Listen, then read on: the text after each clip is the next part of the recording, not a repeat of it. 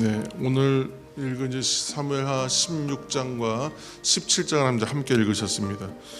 16장에서 이제 17장까지에는 이제 다윗이 하나님 앞에서 그동안 범죄하였던 어떤 큰 일들 몇 가지를 이제 다 함께 묶어서 하나님께서 그에게 어찌하면 공의의 하나님으로 또 어찌 보면 사랑의 하나님으로 나타나시는 이야기들을 이제 담고 있는 장입니다. 그래서 첫 번째는 시바가 이제 거짓말을 하는 이야기. 이제 시바는 무비보셋을 잘 섬기라고 그에게 이제 붙여주었던 이제 예전 사울 시대부터 있었던 종이죠. 그래서 큰 종입니다. 많은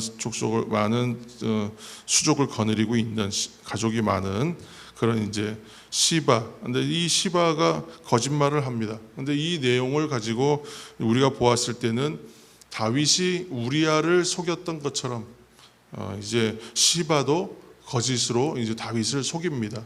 그래서 예루살렘에서 이제 급히 피난길에 오른 다윗 앞에 가서 그가 나타나서 많은 물품들을 내어놓고 인사를 하죠. 그러니까 어떻게 된 것이 너는 여기 와 있고 너의 주인은 어디가 있느냐, 무비보셋은 어디 있느냐 이렇게 묻게 되는 것이고, 근데 거기서 거짓말하는 것이죠. 그래서 지금 이제 반란이 일어나면서 무비보셋이 이제 아버지 때의 그 영광이 이제 나한테 오겠다. 근데 그걸 기다리고 있다. 그러니까 지금 한마디로 다윗과 반대편에 섰다. 이렇게 지금 참소하는 것이죠. 근데 사실은 이건 거짓말이지 않습니까? 그래서 근데 이것을 다윗이 그 얘기를 그 자리에서 듣고 즉시로 그냥 답을 합니다. 실수하는 건데 너의 주인에게 있는 그 모든 재산 다 네 거 해라. 이렇게 말해버리고 이제 결정을 해주죠. 그렇게 이것은 거짓말에 대하여 하나님께서 거짓말로 갚으시는 것이고, 또 그 상황에서 다윗은 즉시로 그것을 의심해 보지도 않고 판단해서 또 실수를 이제 하게 되는 좀 황당한 실수를 하는 첫 번째 이야기가 하나 나오고, 두 번째는 이제 그 시므이라는 사람이 이제 바후림에서 이제 그 다윗을 저주하는 그 이야기가 나옵니다. 우리가 성경을 읽으면서 보았던 것 중에 바후림 가면 떠오르는 장면이 하나 있는데, 다윗이 이제 자신의 아내였던 미갈을 데려와야 된다라는 조건을 달았을 때에 그 라이스의 아들 발디엘이었죠. 미갈과 이제 결혼해서 남편으로 있던 사람이. 그런데 미갈을 이제 다시 데려와야 된다고 하니까 미갈을 떼어다가 다윗에게 주기 위해서 결정하고 나니 그 라이스의 아들 발디엘이 울면서 그 미갈을 따라왔던 장소가 어디까지 따라왔다 그랬냐면 바후림까지 따라왔다 그랬습니다. 그러니까 하필이면 하나님께서 그 장소를 삼아서 이제 저주당하게 하시는 좀 상징적 의미가 있는 두 번째 장소입니다. 그리고 세 번째는 아히도벨의 계략. 아히도벨의 계략을 이제 왜 그런 의미가 있는 이 계략이 어떤 의미가 있는가, 그리고 아히도벨이 왜 실패하는가, 이제 그 얘기까지 이제 오늘 이제 성경에 다 나오고 있습니다. 아히도벨의 계략은 일종의 퍼포먼스라고 요즘에 그런 표현 쓰는데 퍼포먼스죠. 왕의 후궁들을 압살롬으로 하여금 취하게 만드는 이제 그런 액션을 취하는데, 행동을 취하는데, 이것은 이제 나단이 다윗을 지적했을 때, 다윗의 죄를 지적했을 때 했던 말이 이제 실제로 이루어지는 성취를 보여줍니다. 그러니까 그 바세바 우리아의 아내였던 바세바를 취했던 장면에서 다윗이 어떻게 했었냐면 저녁쯤에 침상에서 일어나서 옥상을 거닐다가 이렇게 시작하잖아요. 그러다가 이제 그 여인을 보고 이제 딴 마음을 품고 이제 범죄하는 것으로 그렇게 스토리가 진행이 되는데, 그것처럼 옥상에서 다윗이 범했던 것처럼 왕궁 옥상에서 백주 데낫의 그의 아들을 통해서 그의 후궁들을 취하게 하는 것, 그렇게 하는 것으로 해서 이미 다윗이 바세바를 범했을 때에 나타났던 예고이지만 이것이 자신의 아들에 의해서 벌어지게 되고, 이 계략이 아히도벨의 머리에서 나온다. 그리고 이 아히도벨의 계략은 마치 하나님께 물었을 때에 주시는 지혜와 같은 수준의 말이었고, 이것은 압살롬이나 다윗에게 다 그렇게 들렸다, 그렇게 얘기하고 있는 것입니다.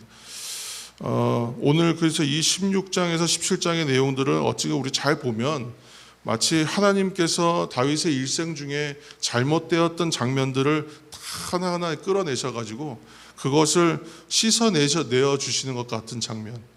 여러분, 회개의 은총과 은혜가 있어서 여러분 회개 기도를 깊은 회개로 나아갔을 때에 어떤 그런 영적인 체험들이 있으셨을 것인데, 저도 그런 체험이 있었지만, 회개할 때에 마치 그 영화의 그 한 컷 한 컷 장면이 지나가는 것처럼 내가 전혀 생각하지도 못했던 것과 또 내가 죄로 인식은 하였으나 지나쳤던 것, 또는 내가 회개한다고는 하였는데 그냥 그 회개가 온전한 회개가 못 되었던 것, 이런 것들이 다 하나로 묶어져서 영화 파노라마 지나가는 것처럼 한 컷 한 컷 이렇게 지나가는 그런 체험들을 저도 한 적이 있는데, 그 한 장면이 딱 이렇게 오면 하나님 앞에 회개하고 나면 또 한 장면이 나타나고 또 한 장면이 나타나서 그렇게 울면서 회개했던 기억이 납니다. 그런데 오늘 그 다윗 앞에 하나님께서 보여주시는 이 모든 장면들은 마치 그가 다 하나님 앞에 고백하고 회개해야 될 것 같은 장면들이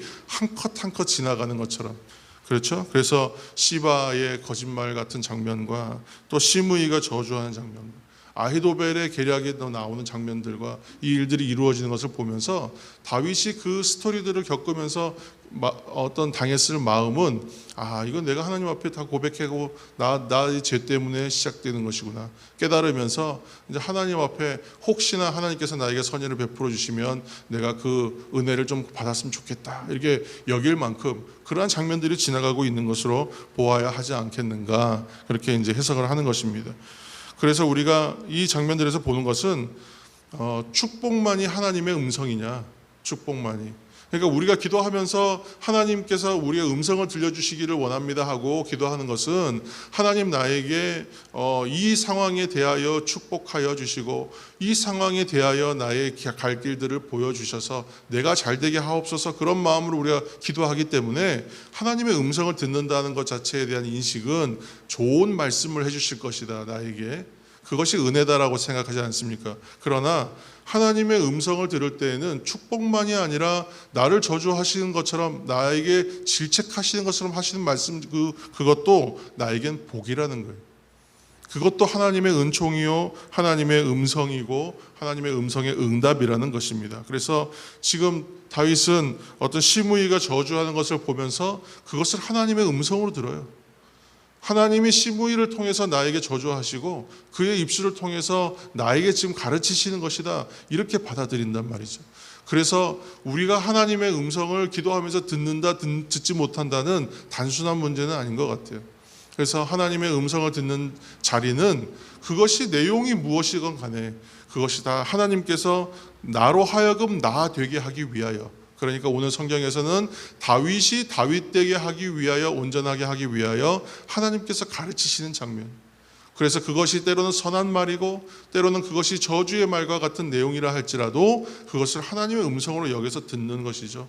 그래서 하나님 앞에 순종은 나에게 기쁜 것이고 나에게 좋은 것이고 그것만 순종하는 것이 아니라, 때로는 내가 이해할 수 없고 받아들일 수 없는 내용까지도 순종하는 자리, 그것이 참된 믿음과 순종의 자리이다라는 것을 우리가 좀 발견했으면 좋겠습니다. 그래서 오늘 이 이야기들은 결국은 다윗의 일생 중에 있었던 모든 잘못들, 곧 영혼의 독소와 같았던 것들을 다 뽑아내어서 그것을 씻어내시는 하나님의 은혜예요. 그러니까 우리가 지금 하나님은 공의의 하나님, 두렵고 떨리고 심판하시는 하나님, 동시에 하나님은 자비의 하나님이요 사랑의 하나님이라고 말씀을 우리가 나누고 있는데, 그것처럼 하나님께서 이것을 하필이면 가장 어렵고 힘든 고난 중에 이것을 끄집어내어 공의로 심판하시는 것처럼 보이지만, 동시에 이 안에는 하나님께서 자비와 긍휼을 베풀고 동시에 계시기 때문에 사랑의 하나님으로도 보이신다는 거예요. 그러니까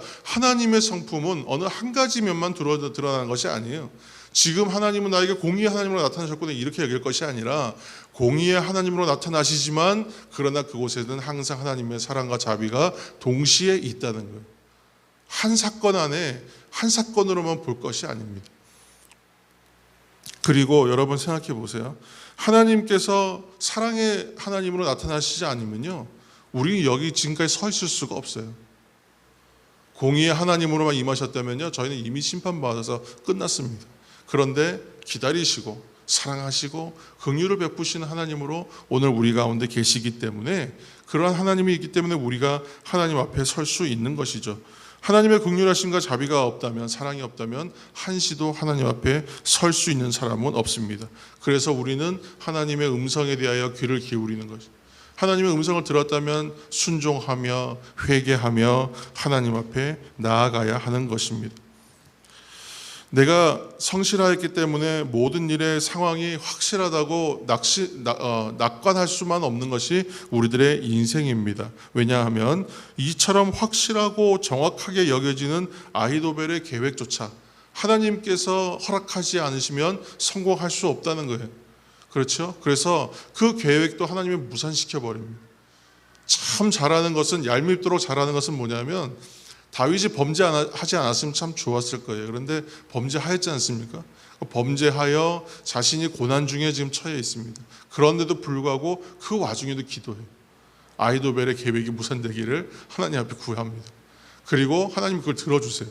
그러니까 이러한 끊을래야 끊어낼 수가 없는 하나님의 이 자비하심, 사랑하심이 그 다윗에게는 있었다. 그것이 참 다윗의 복이다. 그러니까 하나님은 이처럼 끝까지 놓지 않으시는 하나님, 그 손을 붙잡은 손을 포기하지 않으시는 하나님이기 때문에 다윗이 위대할 수 있었다는 것을 여러분 기억하시기 바랍니다. 마지막으로 아히도벨의 그 아픈 가정사가 있죠, 그렇죠? 그래서 어제 이제 나눴던 것처럼 밧세바의 조부입니다. 따져보면 그런데 손주 사위잖아요, 손주 사위. 그래서 우리아가 손주 사위였죠. 그러니까 어떻게 보면 다윗은 아히도벨이 보았을 때는 가정 파괴범이에요. 손주 사위를 죽게 하고 자기 손주를 취해가지고 그 가정을 파탄낸 사람. 아무리 왕이라 할지라도 아마 그러한 마음의 상처와 그 분노나 이런 것들이 해결되지 않은 가운데서 계속 머물러 있었던 것이 아닌가. 그래서 어떠한 문제가 있었을 때에 우리는 하나님 앞에서 그것을 내어놓고 풀지 않으면 병이 되고 죄가 되고 그것이 필경은 사망에 이르기까지 하는 안타까운 일들이 벌어진다는 것을 여러분 꼭 기억하셔서, 아무리 우리가 뛰어나고 어떤 것이 완벽하게 되어 있다 할지라도 아히도벨의 계획처럼 언제든지 하나님께서 승인하시고 허락하시지 않으면 이루어질 수 없다. 그래서 모든 지혜는 하나님의 은혜와 함께 만나야 한다는 것을 여러분 생각하시고, 또 다윗은 실수와 죄가 있지만 그게 결코 우리 잘했다는 얘기가 아닙니다. 다윗이 잘된 이유는 그 어느 목사님이 강해 중에 표현하셨는데 그 표현이 너무 좋아요. 다윗이 잘된 이유는 넘어져도 언제나 하나님 쪽으로 넘어졌다, 이렇게 얘기합니다. 다윗은 넘어져도 하나님 쪽으로 넘어졌대요. 다윗은 실수하고 엎어져도 하나님 쪽으로 엎어졌다는, 그 방향이 맞았다는 거예요. 그 말씀이 참 공감이 되더라고요. 그리고 중요한 것은 하나님의 손길이 그러한 다윗을 끝까지 포기하지 않고 붙들고 계셨다. 여러분, 우리가 믿음이라는 말을 풀어낼 때 이것은 내가 하나님을 향하여 가진 어떤 마음이나 우리의 자세를 믿음이라고 말하지 않습니다. 믿음을 말할 때는 하나님 쪽에서 붙들고 놓지 않으시는 그 손을 믿음이라고 표현하는 거예요. 그것을 우리가 알기 때문에 하나님을 믿는 거예요. 그것이 있기 때문에 우리가 믿음이라고 말할 수 있는 거예요. 하나님이 나를 놓지 않으실 것이기 때문에 그것이 확신되어서 너무 감사해서 하나님 앞에 고백하는 것이 우리의 믿음의 고백이 되는 것이지, 내 쪽에서부터 믿음을 창조할 수는 없어요. 그래서 이 하나님의 은혜를 오늘 이 16장, 17장의 말씀들을 통해서 다시 한번 발견하시면서, 여러분 시간이 되시면 16장, 17장 또 시간 되시는 대로 15장부터 한번 깊이 묵상하시면서 읽어보시는 것도 참 좋겠습니다. 그렇게 하나님께서 오늘도 나를 놓지 않으시는 사랑의 하나님으로, 또 나의 모든 잘못된 것을 또한 그래도 하나님께서 경고하시고 심판하시는 공의의 하나님으로 나타나시는데, 그것이 어떠한 하나님으로 나타나시든 그것은 우리에게 하나님께서 우리를 자라게 하시고 나를 나 되게 하기 위하여 하시는 하나님의 은혜의 결정이시다, 행동이시다. 이것을 여러분 기억하시면서 하나님을 안에서 우리가 온전한 믿음들을 더 세워가시는 이 하루가 되기를 예수님의 이름으로 축원합니다.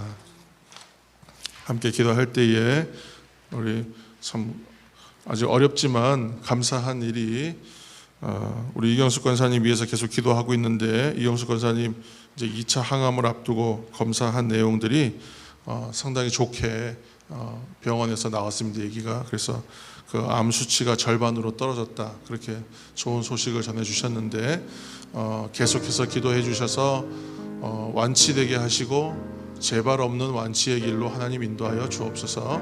끝까지 함께 기도하셔서 이 기쁨의 감격과 기쁨의 소식이 온전히 기쁜 소식으로 완성될 수 있도록 우리가 함께 기도해 가서, 함께 기도해서 끝까지 함께 기도해서 이 기쁨의 자리에 함께 할 수 있는 우리 모두가 되었으면 좋겠습니다.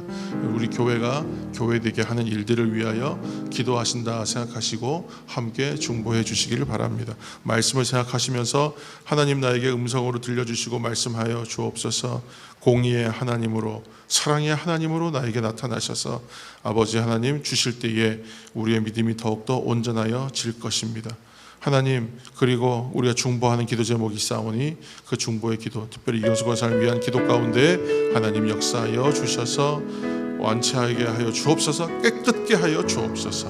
아버지, 여종이 힘을 내어서 병을 잘 이길 수 있도록 하나님 인도하여 주옵소서. 동성으로 간절히 기도하며 나아가시겠습니다. 기도하겠습니다.